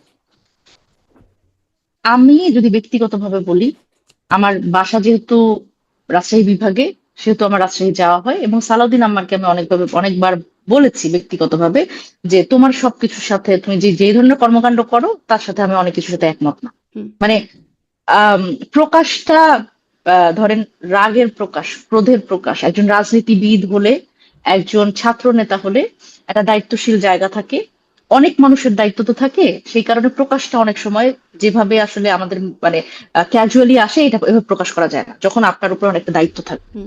সুতরাং দায়িত্বশীল জায়গা থেকে অনেক কিছুই বলা যায় না, অনেক কিছু করা যায় না, তো এই জায়গায় আমার তার সাথে দ্বিমত আছে। হ্যাঁ, সে যেভাবে করে প্রকাশ করে অনেক কিছু, ভাষাগত দিক থেকে শুরু করে সবকিছু। কিন্তু এখানে এই স্পেসিফিক যে ঘটনাটার কথা আপনি বলছেন, সেই ঘটনার ব্যাপারে আমার বক্তব্য আছে। এই ঘটনাটা ঘটার পরে আমি তাকে কল দিয়েছি, আমি তাকে বলেছি যে কি ঘটনা আসলে, এইভাবে করে একটা বেলচা নিয়ে আপনি একজনকে আক্রমণ করলেন, এবং সে পরে বলছেন যে ছাত্রলীগ, কিন্তু ছাত্রলীগ মানে এটা তো আপনার দায়িত্ব না, এটা কি আপনার দায়িত্ব? রাকসু জিএস এর কি এটা দায়িত্ব বেলচা নিয়ে একজনকে মারা? এটা তো আপনার দায়িত্ব না। তো পরবর্তীতে আমি যে ঘটনাটা শুনেছি সেটা বোধহয় উনি কোনো একটা টেলিভিশন চ্যানেল, সম্ভবত যমুনা টেলিভিশনে গতকালকে উনি এটা পুরো ঘটনাটা বলেছে। সেটা হচ্ছে প্রথমত ছাত্রলীগ, আহ যে এই এই যাকে আসলে মারার ঘটনা হয়েছে, তো তাকে প্রথমত প্রশাসনের কাছে দেয়া হয়েছিল, যে প্রশাসন, কারণ একেবারে ছাত্র হত্যার সাথে যারা জড়িত, যারা একদম ছাত্রদের সরাসরি আক্রমণ করেছে গণ অভ্যুত্থানের সময়, তখন তাদের তো একটা তাদের ব্যাপারে তো একটা বক্তব্য আছে, যে তাদের তো আসলে সব বিশ্ববিদ্যালয়ে তাদের কিন্তু এখন আহ আম, মানে পড়াশোনার বাইরে রাখা, এবং তাদের আসলে ক্যাম্পাসে ঢুকতে দেওয়া হচ্ছে না। তো সেই জায়গায় সে যখন এসছে, তাকে কিন্তু প্রথমে প্রশাসনের কাছে দেওয়া হয়েছিল, প্রশাসনের কাছে দেওয়া হয়েছিল, এবং প্রশাসন কিন্তু তাকে পুলিশের হাতে তুলে দিয়েছিল। পরবর্তীতে পুলিশ কি করলো, তাকে কিছু দূর নিয়ে গিয়ে ছেড়ে দিয়েছে, এবং এই ছেলেটাই গত কয়েকদিন ধরে ক্যাম্পাসে বা যারা আসলে জুলাই গণ অভ্যুত্থানে অংশগ্রহণকারী, মানে রাজশাহী বিশ্ববিদ্যালয়ে, তাদের নানানভাবে হুমকি ধামকি দিচ্ছিল। সুতরাং এইরকম একটা জায়গায় যখন পুলিশও তাকে ছেড়ে দিল, তখন কিন্তু যে সে যখন আবার ক্যাম্পাসে এসছে, তো তখন সেখানে তো তাকে হচ্ছে পুলিশের বিরুদ্ধে সালাউদ্দিন আম্মার, কমপ্লেইন করা দরকার ছিল। পুলিশের বিরুদ্ধে না, কমপ্লেইন করা দরকার ছিল। পুলিশের বিরুদ্ধে আপনি ব্যবস্থা নেবে। কাকে কাকে কমপ্লেন করবেন? কেন পুলিশের বিরুদ্ধে কাকে কমপ্লেন পুলিশের করবেন? ঊর্ধ্বতন কর্তৃপক্ষ নাই? আছে তো। পুলিশের কি অপরাধ হয় পুলিশের না তখন তো ঊর্ধ্বতন, আমাদের কিছু উপায় থাকে তাদের বিরুদ্ধে ব্যবস্থা তখন নেওয়ার। তখন আমরা কি করি বলেন তো? আপনি কোন পুলিশের বিরুদ্ধে একটা অভিযোগ করতে পারছেন? মানে আমি যদি বলি একেবারে গত 15 বছরের কথা বাদই দিলাম, আপনি বলেন, আমি মনিরা শারমিন, আমি একজন পুলিশের ব্যাপারে একজন একদম একদম মানে ধরেন ওসির বিরুদ্ধে আমি হুম। একটা অভিযোগ করব, আপনি চিন্তা করতে পারেন যে আমি ওসির কথা যাই এসপি কে বলবো, আর এসপি বলবে যে আচ্ছা ঠিক আছে, ওনার বিরুদ্ধে আমি অভিযোগটা নিলাম? এই সিচুয়েশনটা তো হয় না। ওই যে বললাম যে আমাদের তো আসলে এই পুলিশের অভিযোগ আমরা কাকে দিব, এটার জন্যই তো আমাদের আসলে পুলিশ কমিশনটা দরকার ছিল, যে পুলিশ না কিন্তু পুলিশ দিয়েছে অপরাধ কি? করলে এটাকে ঊর্ধ্বতন এটাকে করবে। কর্তৃপক্ষকে কি না, জানিয়েছে যে পুলিশ এটা তাদেরকে ছেড়ে দিয়েছে? না, না, না, দেখেন, ঊর্ধ্বতন কর্তৃপক্ষকে বলে নাই, কারণ ঊর্ধ্বতন কর্তৃপক্ষ সহ যখন এই যে পুরো জিনিসের সাথে জড়িত, তখন তো আসলে স্টুডেন্টদের, তারা তো স্টুডেন্ট, এখন রানিং স্টুডেন্ট, তাদের তো আস্থা নাই, অনাস্থা। এবং যখন এই ধরনের ঘটনা, যখন আমি বললাম যে তারপরে আমি যেটা শুনলাম সেটা হচ্ছে যে যখন তাকে আবার এরকম আহ সে মারতে গেছে, তারপরে কিন্তু তাকে আবার আবার মানে পুলিশের কাছেই দেওয়া হয়েছে। তো এই জায়গাগুলোতে অসুবিধার জায়গা কি জানেন, যে আমাদের কিন্তু গণ অভ্যুত্থানের পরে আমরা কয়েকটা জিনিস সেটেল করতে পারি নাই। এই যে এই ধরনের ঘটনাগুলো, যে এই ছাত্রদের আসলে কি হবে, এবং আরো কিছু ব্যাপার আছে যে আওয়ামী পন্থী কিছু শিক্ষক যারা এই গণ অভ্যুত্থান থেকে শুরু করে পুরোটা সময় এই আম, আহ, শিক্ষক হিসেবে তারা ওই যে সাংবাদিকের যে বর্ণনাটা দিলাম হুম, ঠিক সেভাবে করে এই ন্যারেটিভ উৎপাদনের মাধ্যমে এই পুরো সিস্টেমটাকে টিকিয়ে রেখেছিল। হুম। তাদের কি হবে? এই প্রশ্নগুলোর কিন্তু না, সমাধান কিন্তু আমরা মনিরা করতে শারমিন, পারি আমি নাই। একটু এখানে একটা বিষয়ে আমার আগ্রহ আছে। যারা ন্যারেটিভ উৎপাদন করলো এবং টিকিয়ে রাখলো, তো তাদের বিরুদ্ধে পাল্টা ন্যারেটিভ এখন উৎপাদন করবেন। আপনারা খুবই যোগ্য, দক্ষ এবং খুবই মেধাবী মানুষজন। তাদেরকে ধরে, ধরে পুলিশে দেওয়া, পেটানো এটার দরকার আছে কি? আচ্ছা। যদি মিথ্যা আহ কথা বলে থাকেন তাহলে সেটা অবশ্যই ডিফারেন্ট কথা। ডিফামেশন করে থাকেন বা আইনি অপরাধের তালিকার মধ্যে পড়ে থাকেন তাহলে অবশ্যই তাদের বিচারের আওতায় আনতে হবে। কিন্তু ন্যারেটিভের জবাব তো ন্যারেটিভ আপনারা উৎপাদন করার সক্ষমতা রাখেন। দেখেন, ন্যারেটিভ উৎপাদনের থেকে গুরুত্বপূর্ণ ব্যাপার হচ্ছে যে আপনি আপনি আসলে কি, এটা তো আমার জানতে হবে। যে আপনি শিক্ষক, আমি ঢাকা বিশ্ববিদ্যালয়ে ভর্তি হওয়ার আগ পর্যন্ত জানতাম না যে শিক্ষকদের এত রং আছে। হুম, হুম, মানে এই যে নীল রং, হুম, সাদা রং, এত রং যে আছে এটা হুম, আমি জানতাম না। আমার কাছে তো শিক্ষক, আমি তো স্কুল কলেজ পড়ে এসেছি, শিক্ষক মানে শিক্ষক। হুম, কিন্তু শিক্ষকরা যে কত নেকেডলি দলের আহ চাটুকার হইতে পারে এটা হুম, আমার ঢাকা বিশ্ববিদ্যালয়ে আসার আগ পর্যন্ত আমার কোনো ধরনের মানে হুম, মানে আমার আমার চিন্তাতে ছিল না। সুতরাং এইভাবে করে দেখেন, এখন আমরা যেটা দেখলাম যে পরিস্থিতি কিন্তু মোটামুটি সেম। আগে এই পুরো সিস্টেমটাকে মানে ভুল ব্যাখ্যা দিয়ে এবং পুরো, আপনি যদি বলেন যে বিরোধী দলের যারা রাজনীতি করে তাদের নানানভাবে ডিফেম করে এই বুদ্ধিশুদ্ধি তো এরাই দিচ্ছে। তো এইসব দিয়ে, এবং আপনি যদি বলেন ক্যাম্পাসের কথা, ক্যাম্পাসে আপনি যে আপনি আপনার রং থাকতে পারে, কিন্তু আপনি তো আমার শিক্ষক। কিন্তু ঢাকা বিশ্ববিদ্যালয় থেকে শুরু করে এই পাবলিক বিশ্ববিদ্যালয়গুলোতে যেটা হয়েছে, শিক্ষকদের আহ একেবারে প্রত্যক্ষ মদদের ছাত্র সংগঠনগুলো ফাংশন করেছে, এটা তো বুঝতে হবে। তারা তো সরাসরি এই ছাত্র সংগঠনগুলোকে শেল্টার দিয়েছে। আপনি জানেন, আমার নিজের ডিপার্টমেন্টে দেখা গেছে যে আমি অচ্ছুত ছিলাম, কারণ আমি আওয়ামী বিরোধী হুম, রাজনীতি করেছি। এবং আওয়ামী পক্ষের যে রাজনীতি তাদের সবসময় খুব মানে ক্লাস থেকে শুরু করে সব জায়গায় তাদের খুব গুরুত্ব দেওয়া হতো। এবং আমরা ছিলাম হচ্ছে অচ্ছুত, যারা আমরা ওই রাজনীতিটাকে আমরা হুম। ইগনোর করেছি। সুতরাং এই জায়গাতে শিক্ষকরা আসলে যে কত ভাবে একজন স্টুডেন্টকে মানে তার লাইফ শেষ করে দিতে পারে শুধুমাত্র ছাত্র রাজনীতি করে দেখে, এটা আমরা দেখেছি। কিন্তু আমার কথা হচ্ছে, এখন আওয়ামী পন্থী শিক্ষক সে যদি আসলে এই আওয়ামী পন্থী স্টুডেন্টদের কাছে না হতো, এই বিএনপি পন্থী শিক্ষক সে যদি স্টুডেন্টদের কাছে বিএনপি পন্থী না দেখাতো, তাহলে তো আমাদের কোনো সমস্যা ছিল না। কিন্তু তারা তো তাদের ফেসটা আমাদের দেখাইছে। আমাদের উপরে তারা এই হামলার মত উৎপাদন শুধু না, হামলার প্রত্যক্ষ মদতদাতা ছিল। আপনি জানেন না যে ঢাকা বিশ্ববিদ্যালয়ে শিক্ষক নেটওয়ার্ক ছাড়া মানে আমরা এখন কি কখনো এর জন্য কোনো আপনি যেটা বলছেন সেটা ঠিক আছে। মানে এর জন্য হুম, কি এখন তারা হামলার শিকার হবেন?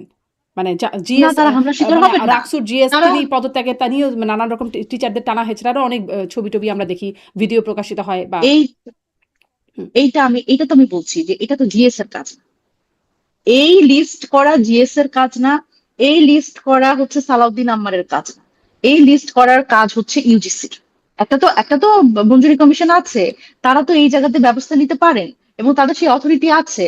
কারণ নৈতিক জায়গা থেকে তাদের তো স্খলন ঘটেছে, তার তো নৈতিক নৈতিক জায়গা থেকে সে সে তার মানে নিরপেক্ষতা বজায় রাখতে পারে নাই, তাহলে তুমি কিসের শিক্ষক? হুম, এবং আমি যদি সাংবাদিকের ক্ষেত্রে, কিন্তু আমি একই কথা বলেছি। হুম, সুতরাং আপনি যখন যে পেশায় আছেন আপনার নিরপেক্ষতা বজায় রাখতে হবে। আপনি যদি রাজনীতি করেন, আপনি আপনি দলীয় পরিচয়ে রাজনীতি করেন, তখন আমি আপনাকে সাংবাদিক বলবো না, তখন আমি আপনাকে শিক্ষক বলবো না। আপনি দলীয় পরিচয়ে আসেন, তখন আপনি ওই দল করেন, তখন আপনাকে আমি সেইভাবে করে মেজার করবো। হুম। মানে শিক্ষক, সাংবাদিক আপনি বলছিলেন নানান রকম এত যে দল, এত যে রং আছে। আসলে তো শুধু হ্যাঁ, আওয়ামীপন্থী না, এই যে এখন বিএনপিপন্থী, জামাতপন্থী নানান রকম হ্যাঁ, পন্থী হ্যাঁ, আছে। হ্যাঁ, সেম এখনো আছে। সেম। তো হ্যাঁ। এরা এখন কি করবে? হুম। মানে শুধু আওয়ামীপন্থীরাই এখন অচ্ছুত থাকবে। বাকিরা এখন দাপুটে সেরে থাকবে। তারপরে আবার যদি কখনো কোনো পরিবর্তন হয় তখন আবার এরা অচ্ছুত হয়ে যাবে। এই অচ্ছুতের বিষয় মানে নতুন বন্দোবস্ত বিষয়টা কি এরকম হবার কথা? আপনি আপনি বোধহয় শুনে থাকবার কথা, আমাদের আহ্বায়ক জনাব নাহিদ ইসলাম উনি কিন্তু রিসেন্টলি এই কথাগুলো বলছেন। আমরা বিভিন্ন বিশ্ববিদ্যালয়ে যাচ্ছি, সেখানে কিন্তু উনি বলছেন যে বিশ্ববিদ্যালয়ের সংস্কারটা দরকার। আমরা কিন্তু এই কথাটা বলছি। বিশ্ববিদ্যালয়ে আমরা দেখলাম যে এখন আপনি দেখেন যে বিশ্ববিদ্যালয়ে আহ যেমন আওয়ামী লীগের সময় হাসিনা যেরকম মাঠ ঘাট ব্যাংক বিশ্ববিদ্যালয় যেভাবে করে দলীয়করণ করেছে, এখন আমরা সেম হুম, বিষয়টা দেখছি যে বিএনপি এইভাবে করে দলীয়করণ করছে। আপনি দেখেন বাংলাদেশ ব্যাংকের আপনি অনেকগুলো মবের উদাহরণ দিলেন না, হুম, আপনি কিন্তু বাংলাদেশ ব্যাংকের গভর্নরকে তাড়িয়ে দেওয়ার সেই মবের কথাটা হুম, আনলেন না। সেখানে বিক্ষুব্ধ যারা ছিল তারা কে বলেন তো? তারা তারা দেখবেন হচ্ছে এখানে তো ওখানে তো সংগঠন আছে, ব্যাংকেও কিন্তু বড় একটা হুম। রাজনীতি আছে। সেখানে হচ্ছে বঙ্গবন্ধু পরিষদ আছে, জিয়া পরিষদ আছে। দেখবেন যে ওইখানে যারা আসলে বিক্ষুব্ধ জনতা তারা জিয়া পরিষদের সদস্য। এবং ওখানে আবার বঙ্গবন্ধু পরিষদের সদস্য থাকবে, কারণ এখানে যে মনসুর সাহেব যেই যেই সংস্কারগুলো করতে চেয়েছিলেন, সেখানে দেখা গেছে যে সেটা জিয়া পরিষদেরও সমস্যা হচ্ছিল, মানে বিএনপিরও সমস্যা হচ্ছিল, আওয়ামী লীগেরও সমস্যা হচ্ছিল। সুতরাং সেখানেও মাফ করে তাকে সরিয়ে দেওয়া হলো, এবং বিশ্ববিদ্যালয়গুলো কোনোটাই আর আসলে বাকি নাই। এবং মানে দলীয়করণ হতে, এবং নির্বাচন কমিশন আপনি দেখেন, একজন দলীয় দলীয় লোক শামসুল, যার কথা এখন খুব আলোচিত হচ্ছে, একদম বিএনপির দলীয় লোক, যিনি আসলে বিএনপির হয়ে এতদিন কাজও করেছেন, সেই সাবেক আমলা, উনাকে এখন নির্বাচন কমিশনের একটা দায়িত্ব দেওয়া হচ্ছে, কারণ সামনে স্থানীয় সরকার নির্বাচন। এভাবে করে বাংলাদেশের যে পরিবর্তনটা আসলে আমরা চাচ্ছি, আমরা এটা তো পাবো না। এখন অসুবিধার জায়গা কি জানেন? এই যে নতুন রাজনৈতিক বন্দোবস্ত হচ্ছে এনসিপি বলছে, এনসিপি বলছে দেখে এইটা বাস্তবায়নের সোল অথরিটি হচ্ছে এনসিপি, অথচ দেখেন এই মাঠঘাট দখলের কোনো লোক হচ্ছে এনসিপির নাই, কারণ এনসিপি তো আসলে মানে আমাদের বয়স, হুম। অত তো বয়স না যে আমাদের লোক থাকবে। আমাদের লোক নাই, এবং আমরা তো চাইও না। আমরা চাই না যে কোনো সাংবাদিক এনসিপির হয়ে কথা বলুক, এনসিপি পন্থী হোক, না, কোনো দরকার নেই। আমরা চাই না কোনো শিক্ষক এনসিপি পন্থী হোক। আমরা চাই যে এনসিপিরও যদি সমস্যা থাকে, এনসিপিরও যেগুলো দুর্নীতি আপনি বলেন এসে, আমরা সেগুলো ঠিক করে নিব, আমরা তো ফেরেশতা না। কিন্তু আপনার আমার পন্থী হইতে হবে না, কিন্তু বাংলাদেশের প্রতিষ্ঠানগুলোকে নিরপেক্ষ করতে হবে, এটা বাংলাদেশের মানুষের জন্য। দেখেন, বিএনপি এই কথাগুলো বললে বিএনপি কি বলে জানেন? বিএনপি বলে কি যে আম, না, এইভাবে করে নির্বাহী ক্ষমতা তো কমে যায়, তোমরা তো কখনো সরকার চালাও নাই, আমরা সরকারে ছিলাম, এভাবে সরকার চালানো যায় না। প্রতিষ্ঠানগুলোকে যদি আমরা এত ক্ষমতা দিয়ে দিই, তাহলে আমাদের হাতে কোনো ক্ষমতা থাকবে না। কিন্তু দেখেন, আমরা তো তারপরেও এই সংস্কারটা চাই, আমরা জানি নির্বাহী ক্ষমতা কমতেছে, কিন্তু তারপরেও এনসিপি কি, এনসিপি একটা একটা রাজনৈতিক দল আমরা গঠন করছি, আমরা তো চাই সরকারে যাইতে, আমরা তো চাই কোনো না কোনো দিন আমরা সরকার গঠন করব। তখন তো আমাদেরও তো এই নির্বাহী ক্ষমতাটা কমবে, আমাদের হাতেও তো অনেক কিছু থাকবে না, কিন্তু আমরা তারপরেও চাই, কারণ এটা বাংলাদেশে সবাই 54 আসলে বছরে বিরোধী যেটা দলে হয় থাকতে নাই। চায়। এটা সবাই না বিরোধী দলে থাকতে চায়। ধরেন আপনি এক্স্যাক্টলি, তত্ত্বাবধায়ক এক্স্যাক্টলি, সরকারের কথাটা মনে এক্স্যাক্টলি। করেন, যে যখন মানে হ্যাঁ, আওয়ামী লীগ বিরোধী দলে ছিল, তারা আন্দোলন করে তত্ত্বাবধায়ক হুম, সরকার নিয়ে আসলো। বিএনপি কিছুতেই রাজি না, একদম। পাগল শিশু ছাড়া কেউ নিরপেক্ষ না, অর্থাৎ তত্ত্বাবধায়ক সরকারের দরকার নাই। হুম, তারপরে সেই হুম, বিএনপি যখন আন্দোলন করলো তত্ত্বাবধায়ক সরকারের যে সময়, তখন হুম, আওয়ামী লীগ কিছুতেই আবার তত্ত্বাবধায়ক সরকার দেবে না। একই জিনিস, জাস্ট মানবে মানে না। বিরোধী দলে থাকলে তাদের হুম, একটা কথার টোন থাকে, সরকারি দলে থাকলে তাদের কথার টোন থাকে। হুম, এখন সরকারি দলের বিরোধী হুম, দলে যেই থাকুক না কেন, টোনটা সেম থাকে। হুম। ফলে আপনারা না, এখন কিন্তু বিরোধী দেখেন দলে থেকে আমরা যা আমরা বলছেন, সরকারি যার নাই যেহেতু, না, না, অতএব আপনাদের জাজ করা যাবে না। না, দেখেন, আমরা আমরা তো এটা মাথায় নিয়ে এটা চাই হুম। যে এনসিপি সরকার গঠন করতে চায়, আমাদের কাছে তো পরিষ্কার, আমরা তো ওরা তো বলছি আরো বেশি আগামী মাথায় দশ নিয়ে যে বছরের পরের 5 মধ্যে। বছরে তারাই আসবে ক্ষমতায়, এটা তো তারা আরো নিশ্চিত। মানে আপনারা তো এক্স্যাক্টলি, কোনো না কোনো দিন এক্স্যাক্টলি। আসবেন। তারা তো নিশ্চিত থাকে যে আচ্ছা এই হ্যাঁ, টাইম শেষে হ্যাঁ। আমরা আসবো। যদি সুষ্ঠু সুষ্ঠু এবং নির্বাচনের দেখেন, ধারা ছিল যখন। এক্স্যাক্টলি, দেখেন এখানে আবার আরেকটা অসুবিধা কি, বাংলাদেশে যে সংস্কারগুলো আসলে হয়েছে, এই যে তত্ত্বাবধায়ক সরকার দিয়ে কি লাভটা হয়েছে আপনি আমাকে বলেন? কারণ বাংলাদেশে এই রাজনৈতিক দলগুলো সবসময় চালাকির হুম, রাজনীতি করছে। কিভাবে চালাকির রাজনীতি করছে? তত্ত্বাবধায়ক সরকার প্রধানটা কে হবে, এটাও ওনারা 2 নাম্বারই করছে। কিভাবে করে? বিচারপতির বয়স বাড়ানোর মাধ্যমে। হুম। তার মানে এখন এই যে তত্ত্বাবধায়ক সরকারটা ফেরত আসলো, এতে আমার কিন্তু কোনো লাভ হলো না, কারণ আমরা যখন ঐকমত্য কমিশনের কথা বললাম, তখন আমরা দেখলাম যে বাঙালি তো আসলে কি হয়েছে, কোনো না কোনো ভাবে চিপা একটা বুদ্ধি দিয়ে এরা হচ্ছে, মানে একটা 2 নাম্বারই একটা হুম, চিন্তা থাকে যে কিভাবে আমার লোকটা থাকে ওই সময়। হুম। দেখেন, রাষ্ট্রপতিটা কেন চুপ্পুকে 5 মাস এখানে রাখা হইলো, এটা কি আমরা বুঝি না? আমরা তো এত বোকা না। রাষ্ট্রপতি চুপ্পু হচ্ছে একটা জাস্ট পলিটিক্যাল টুল হিসেবে তারা ইউজ করলো, হ্যাঁ, আর কিছু না। তাকে একটু সোশ্যালাইজেশনের সুযোগ দিল, তো তাকে একটু ঘোরাফেরার সুযোগ দিল। কিসের কি শেখ হাসিনার সাথে কথা বলছে? শেখ হাসিনার সাথে কথা কি সে বাংলাদেশে বসে বলতে পারে না? এটা শুধু তো আমি একমত। সে বাংলাদেশে ছিল, তাকে 5 মাস পলিটিক্যাল টুল হিসেবে ইউজ করছে, যাতে যাতে করে ওই সময় নির্বাচনের সময় তার নিজের দলীয় রাষ্ট্রপতি থাকে। এটা ঠিক আছে, ভালো কথা। কিন্তু এই যে তত্ত্বাবধায়ক সরকার ব্যবস্থা ফেরত আসলো, আমরা ঐকমত্য কমিশনে বললাম, এই যে বিচারপতির বয়স বাড়ানোর মাধ্যমে আবার তো সেই দলীয় লোকটাই তারা তারা আবার দেওয়ার চেষ্টা করবে কোনো না কোনো ফরম্যাটে, তত্ত্বাবধায়ক সরকার প্রধানটা যাতে বিএনপির হয়। হুম। তো এটা ঠিক করার জন্য আমাদের কি করতে হবে? আমরা বলছিলাম যে এইখানে একটা সার্চ কমিটির মাধ্যমে তত্ত্বাবধায়ক সরকারের প্রধানটা কে হবে, এটা আমরা সব রাজনৈতিক দল মিলে দিই। আমরা র্যাঙ্ক চয়েসের ভিত্তিতে, আহ, ধরেন আমরা এনসিপি 5টা নাম দিল, বিএনপি 5টা নাম দিল, জামাত 5টা নাম দিল, তারপরে এই নামগুলোর মধ্যে কিন্তু কিছু না কিছু কমন থাকবে। হুম। মানে সবাই তো নিরপেক্ষ লোকই তখন খুঁজবে, যে যাতে না আমার লোকটা যাতে না বাদ যায়। তো এইভাবে করে আমরা র্যাঙ্ক চয়েসের মাধ্যমে হচ্ছে কিছু, মানে আমরা একজনকে সিলেক্ট করি সর্বসম্মতিক্রমে। কিন্তু না, বিএনপি সেটা করবে না, বিএনপি কিন্তু সেখানে নোট অফ ডিসেন্ট এরকম করে দিচ্ছে। তো ধরেন, সুতরাং এরকম ধরে সার্চ কমিটি করে তো যখন 18 হুম, নির্বাচনের আগেও একটা সার্চ কমিটি গঠিত হলো, তখন বিএনপি কেউ নাম হুম, দিতে বলা হলো বা নামগুলো দিল, হুম, তো এরকম দিয়ে আসলে কি বা হুম, হয়? সার্চ কমিটি করলো, সবাই নাম দিল, তারপর কি লাভ হয়? হুম।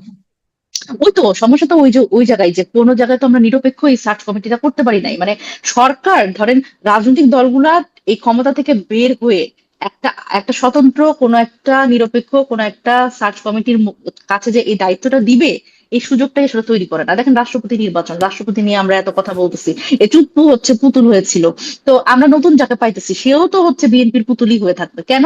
আমরা ঐকমত্য কমিশনের প্রস্তাব করলাম যে আমরা রাষ্ট্রপতির নির্বাচনের মাধ্যমে করি এবং তার কিছু ক্ষমতা আমরা বাড়াই দিই। রাষ্ট্রপতিতে কিভাবে নির্বাচনের মাধ্যমে করব?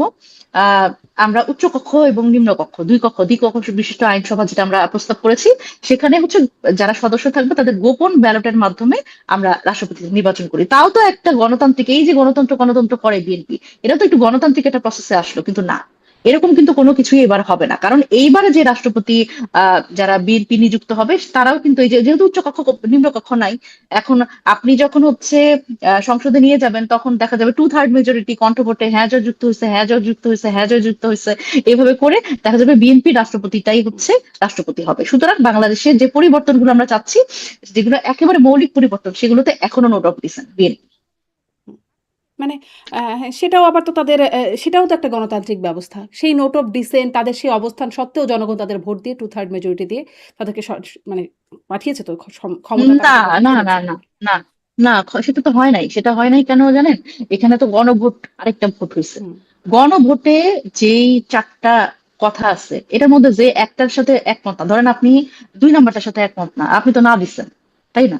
ধরেন আমি আমি হচ্ছে আহ, ধরেন এগুলোর মধ্যে আহ সবগুলোর সাথে একমত, আমি হ্যাঁ দিচ্ছি, বা আমি ধরেন একটার সাথে একমত না, কিন্তু তারপরে আমার কাছে মনে হয়েছে যেহেতু বিএনপি হ্যাঁ ভোটের জন্য ক্যাম্পেইন করছে, বিএনপি তার মানে এই সংস্কারগুলো চায়, আমি তো বিএনপি কে ভোট দিব, আমি তাহলে হ্যাঁ দিই।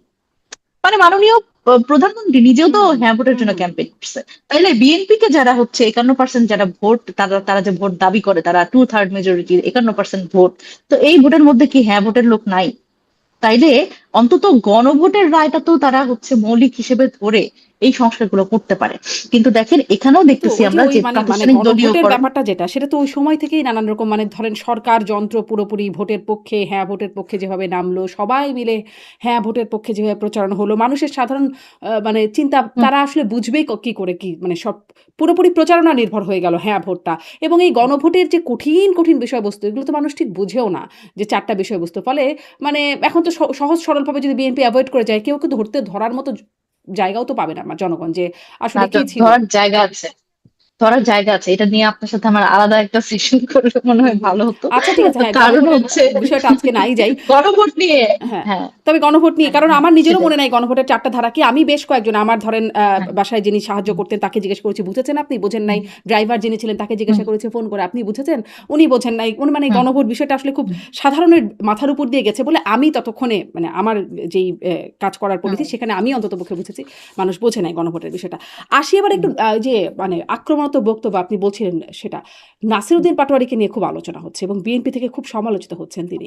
মানে আপনি সালাউদ্দিন আম্মারের সাথে কথা বলেছেন, তার আপনার পছন্দ হয় না বলেছেন। নাসিরউদ্দিন পাটোয়ারিকে কি আপনারা কখনো বলেছেন যে তার এরকম বক্তব্য এত আক্রমণাত্মক বক্তব্য বা আপনি কি পছন্দ করেন তার বক্তব্যগুলো? না দেখেন, রাজনীতি তো আসলে এক একজন এক একভাবে দেখে, অনেকে অনেক রকম রাজনীতি করে। আম, আমি ব্যক্তিগতভাবে আমার মনে হয় যে রাজনীতিতে প্রত্যেকদিন আমি মানুষকে নতুন কি বলতে পারছি, কি আশা দেখাতে পারছি, কি পজিটিভিটি দিতে পারছি, আমি সেই রাজনীতির দিকে যাই। আমি সমালোচনার জন্য সমালোচনা খুব কম করি। আমার কাছে আম, সরকার দলের খুব ভালো কিছু যদি আমি দেখি, আমার প্রশংসা করতে কার্পণ্য হয় না, কিন্তু যদি খারাপ কিছু দেখি আমি সমালোচনা করে ফেলি। তো সমালোচনার আহ এই জায়গাটা, এটা প্রকাশটা তো এক একজনের এক এক রকম। এখন নাসিরুদ্দিন পাটোয়ারি যেভাবে প্রকাশ করছে, আমার হয়তো আমি ওটার সাথে দ্বিমত করতেই পারি, আমার পছন্দ না হতে পারে। আমি হয়তো অনেক কিছুর সাথে আমি নিজেও দ্বিমত করি, পছন্দ করি না যে এইভাবে এই জিনিসটা তোমার এভাবে করে না বললেও তো হতো, কিন্তু অন্যভাবে বলতে পারতা। হুম, এই ধরনের আলোচনা কিন্তু আমাদের মধ্যে হয়। কিন্তু অসুবিধার জায়গা হচ্ছে আজকের যে পরিস্থিতি, সেখানে আমার মনে হয় যে নাসিরুদ্দিন পাটোয়ারি যেটাই বলুক না কেন, সেখানে কোনোভাবেই এটা জাস্টিফাই করা যায় হুম, না হুম। যে তাকে শারীরিকভাবে হেনস্থা করা যাবে বা এদের উপরে হামলা করা যাবে। মানে আমাদের আসলে এই জায়গাতে আমি জানি না, বিএনপির পক্ষ থেকে সরকার দলের যারা এমপি মন্ত্রী থেকে শুরু করে, মানে যারা বিএনপি করেন তারা নানান ভাবে বলছেন যে আম, হ্যাঁ যে কাজটা হয়েছে এটা আসলে ঠিক হয় নাই, আমি সমর্থন করি না, কিন্তু কিন্তু নাসিরুদ্দিন পাটোয়ারি হচ্ছে উস্কানিমূলক কথাবার্তা বলে। কিন্তু আমার কথা হচ্ছে একেবারে কোনো যদি কিন্তু ছাড়া এই হামলা জুলুমের রাজনীতি থেকে আমাদের বের হয়ে আসতে হবে। কিন্তু নাসিরুদ্দিন যদি পাটোয়ারি কিন্তুটা যে নিয়ে ধরনের কথা অবস্থাতেই হবে বলছে, যদি কিন্তু জায়গাটা তো আমি আছে বলতেছি, আমি বারবার আসতেছি বারবার যদি আমি আসছি আপনাকে বলতে থাকে আমি আপনি তো কোনো আসতেছি একটা রিয়াকশন হুম দিয়ে দিবেন। হুম হুম আমি আসছি। দেখেন, আম, যদি নাসিরুদ্দিন পাটোয়ারির এই এই যে উস্কানিমূলক বক্তব্যের কথা বলতেছেন, সে বলতেছে এখন দেখেন, আম, সে কি করে, সে ধরেন চাঁদাবাজ, যে তার ঢাকা ৮ আসনে তার প্রচারণার জায়গা ছিল, স্বাভাবিকভাবে আপনি তো প্রতিপক্ষের যেই লুপ হোলস গুলা, তার যেই মানে লিমিটেশন গুলা, তার যে উইক পয়েন্ট গুলা, সেগুলো তো আপনি আনবেন সামনে, তাই হুম। না? এবং আপনি কি কি করতে পারেন সেগুলো বলবেন। এখন যে, মানে মির্জা আব্বাস যে আসলে চাঁদাবাজি করে তার এলাকায়, এটা তো অসত্য, এটা তো সাধারণ মানুষও বলে, এবং যখন সে প্রচারণা করেছে এটা কিন্তু বলেছে সে। এখন হ্যাঁ, ধরেন এইটা এরকম আমি তো অনেক সমর্থন কিছু করি না আপনাদের যে নামেও আমি বলে যে আমি এনসিপি এই কয়দিনেই আমি ফুলে বলি ফেপে মোটা হলো, এনসিপি এত হুম, টাকা পেলো কোথায়, হুম, এত ইফতার মাহফিল করলো হুম, কোথায়, তার মানে হুম, প্রতিষ্ঠান চালালো কি করে, এখন এত বড় বড় হুম, তার গাড়িতে চলছে কিভাবে, যে আগে বলতো তার গ্রামের সবচেয়ে ছোট বাড়িটা ভাঙা বাড়িটা তার, এখন তার সবচেয়ে প্রাসাদ বাড়িটা তার কিভাবে হয়ে গেল, এরকম হুম, নানা কথা তো হুম, আপনাদের বিরুদ্ধে, তাদের বাবারা কিভাবে এত বড় হুম, বড় কন্ট্রাক্ট পেয়ে যাচ্ছে, হুম, এরকম নানান কথা তো এখন এনসিপির হুম। নামেও মানুষ বলে, মানুষ বললেই তো আর হলো না। এনসিপি, আচ্ছা, এনসিপির নামে বললে আমরা কি তাদের উপর হামলা করতেছি? না না না। আমাদের কোনো সমর্থক কি কারোর উপর হামলা করছে? হুম। বলুক, আমাদের তো বললে অসুবিধা নাই। আমি যেটা বলি যে যার ব্যাপারে অভিযোগের তো এখানে, আপনি এটা খুব স্বাভাবিক যে আপনি মির্জা আব্বাসের আহ মানে উনি যে আসলে ওই এলাকায় চাঁদাবাজি, মানে চাঁদাবাজ বলতে কি, মানে সিনিয়র মানুষ বলতেও খারাপ লাগে, কিন্তু আসলে তো উনি চাঁদাবাজি করেন, মানে চাঁদাবাজি হচ্ছে ওনার লোকজনকে দিয়ে করান আর কি। উনি তো নিজে এখন নেমে চাঁদা চাইতে পারেন না, উনি লোকজনকে দিয়ে করান। এখন এই জায়গাতে ওখানে একটা চায়ের দোকানদার থেকে শুরু করে, যখন আপনি প্রচারণার সময় নাসিরুদ্দিন পাটোয়ারি, তখন আপনি দেখবেন যে মানুষ বলতেছে যে এ তো আমার কাছ থেকে টাকা নেয়, ও অমুক আমার কাছ থেকে টাকা নেয়, এ কার লোক? মির্জা আব্বাসের লোক। এগুলো তো নাসিরুদ্দিন পাটোয়ারি একলা বলছে, হুম। ব্যাপারটা তা না। এখন ধরেন, আহ নাসিরুদ্দিন পাটোয়ারি ভয়ঙ্কর ভাবে সমালোচনা করতেছে, আপনি তার বিরুদ্ধে মানহানির মামলা দেন, ধরেন আপনার বিরুদ্ধে সে বলতেছে মির্জা আব্বাস মানহানির মামলা দিছে না, হুম। দিছে তো। এখন মানে তাকে, এবং আরেকটা ব্যাপার, এই নাসিরুদ্দিন পাটোয়ারির এই ধরনের কথাবার্তা, এইটা আবার হচ্ছে এক ধরনের অডিয়েন্স আছে এটার জন্য, তারা কিন্তু এটা খুব সমর্থন করে। একেবারে তৃণমূলের কথা আমি বলতেছি, তারা এগুলোকে খুব এনজয় করে, তারা মানে এটাকে খুব বোল্ড মনে করে।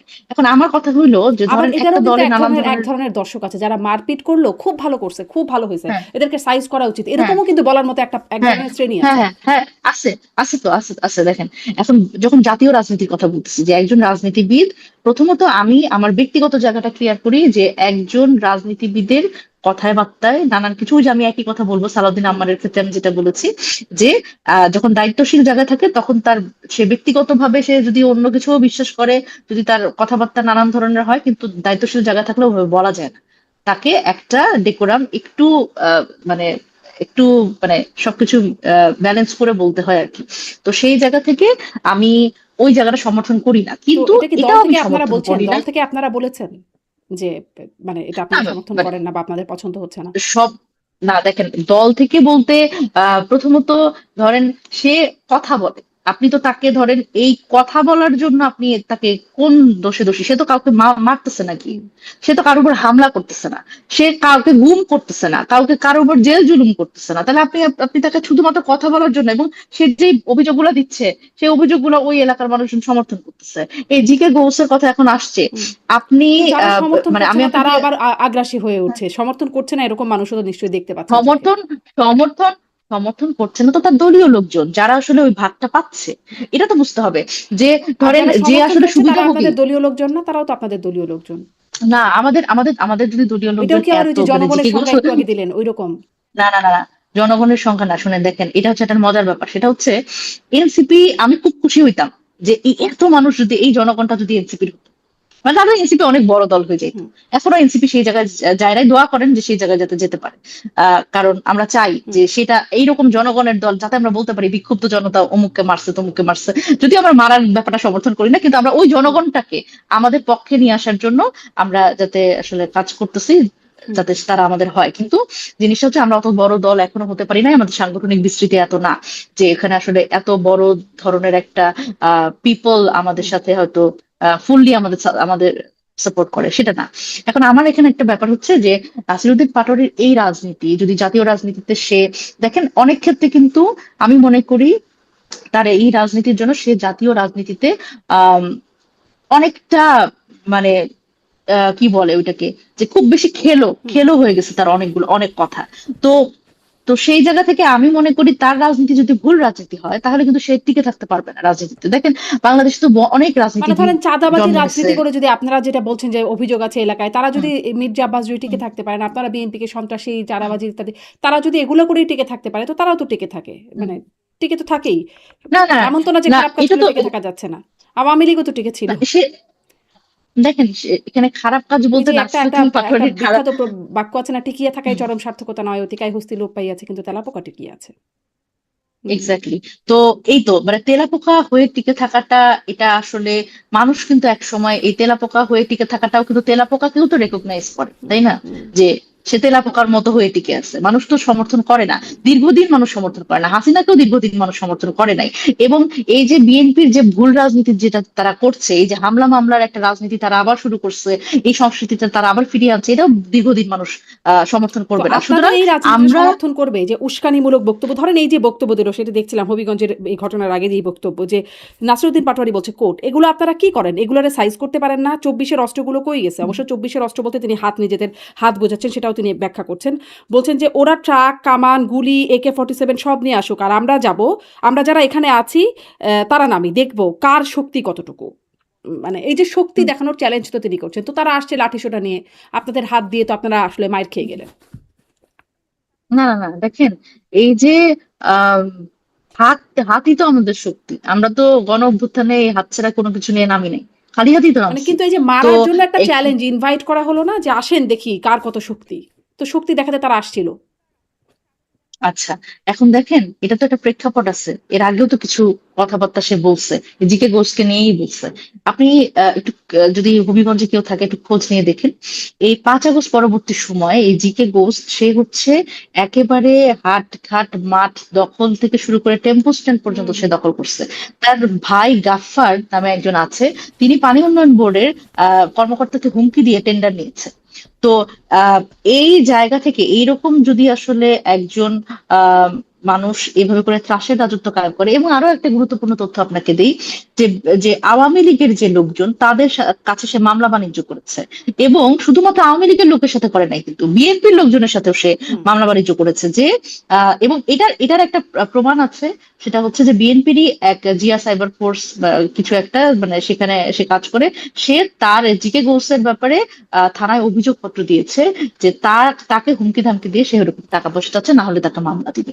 সুতরাং এই ধরনের যখন সিচুয়েশন, ওখানে ওখানে সাধারণ মানুষ যখন, আমরা যখন একটা জায়গায় পদযাত্রায় যাই, মানে পদযাত্রার আগে পরে তো আমাদের সাধারণ লোকজনের সাথে কথা হয়, ইন্টারাকশন হয়, তাদের পক্ষ থেকে কিন্তু জিনিসগুলো জানা, না হলে তো আমাদের আসলে আগে থেকে তো এরকম করে প্রত্যেকটা এলাকার ব্যাপারে আমরা কিন্তু স্টাডি করে যাই না। ওখানে গিয়ে মানুষজনকে জিজ্ঞেস করি আমরা যে কি আপনার এখানে কি সমস্যা এসি। তো এই জায়গা থেকে তখন ওই বিষয়গুলো নিয়ে কথা বলা হয়, এটা খুব গুরুত্বপূর্ণ। কারণ হচ্ছে স্বাভাবিকভাবেই সাধারণ মানুষের সাথে একটা কানেকশন হুম। আমরা বিল্ড আপ করতে চাই। তো তাদের দুঃখ দুর্দশা নিয়ে, তাদের ভোগান্তি নিয়ে যখন আমরা কথা বলি, তাদের সারা খুব স্বাভাবিকভাবেই খুব সারা পাই। তারা বলে হ্যাঁ হুম। হ্যাঁ ঠিক ঠিক ঠিক এই। তো এই জায়গায় তো দেখেন রাজনীতিবিদের কাজ কি আসলে, তাদের কাজ হচ্ছে জনগণের ভয়েস হয়ে ওঠা, মানুষের এখন মানে পক্ষে কথা আমার বলা। অনুষ্ঠানটা একজন শেষ করব। কৃষক। অনেকক্ষণ কথা বলছি। ফলে শেষের দিকে আসি। আপনি হুম, অনেকগুলো কাজ করে এসে আমার অনুষ্ঠানে যোগ দিচ্ছেন। শেষের দিকে আসি যে তাহলে হুম, জনগণের কথা বলা, জনগণের কথা বলার ভাষাটা তো আমরা নতুন বন্দোবস্তে আপনাদের মতো তরুণ মেধাবী ছাত্র, মানে সদ্য ছাত্র তো শেষ করা মানুষজন যারা আছেন, তাদের কাছে তো পুরনো সেই গালাগালির কথাই দেখছি। পুরনো যদি আবারও মানে মাইক্রোফোন হাতে নিয়ে চিল্লিয়ে মানে একদম গলা ফাটিয়ে স্লোগান দিচ্ছেন, গলা ফাটিয়ে ভাষণ দিচ্ছেন। মানে আগের মতোই মনে হচ্ছে সবকিছু। প্রতিপক্ষকে আক্রমণ করা হচ্ছে। আহ, মানে খুব বুদ্ধিবৃত্তিক কথাবার্তা যে হচ্ছে তা না, মোটা দাগে অভিযোগ দেয়া হচ্ছে। ফলে নতুনত্ব কি হচ্ছে? এবং এই যে নাসিরুদ্দিন পাটোয়ারিকে নিয়ে এত কথা হচ্ছে, আপনিও বিভিন্ন জায়গায় ডিফেন্ড করছেন, তাকে কি আপনারা দল থেকে কোনো বার্তা দিবেন কিনা এই দুটো বিষয়ে? না, দল থেকে বার্তা বলতে এই ঘটনাটা তো মাত্র ঘটলো। তো এরপরে তো আসলে মানে সবাই তো একসাথে হওয়ারও একটা বিষয় আছে। তো আপনি এটার তো ব্যাপারে অনেকদিন থেকে হচ্ছে বলে আসলে কি আসছেন, শুরু থেকে সিদ্ধান্ত হবে। নাসিরুদ্দিন পাটোয়ারিকে আমরা না, এভাবেই চিনি। হ্যাঁ, নাসিরুদ্দিন পাটোয়ারিকে এভাবে চেনেন এবং সে এভাবে কথা বলে। এটার ব্যাপারে যে তাকে আসলে সতর্ক করা হয়নি মৌখিকভাবে, এটাও কিন্তু না, তাকে কিন্তু সতর্ক করা হয়েছে।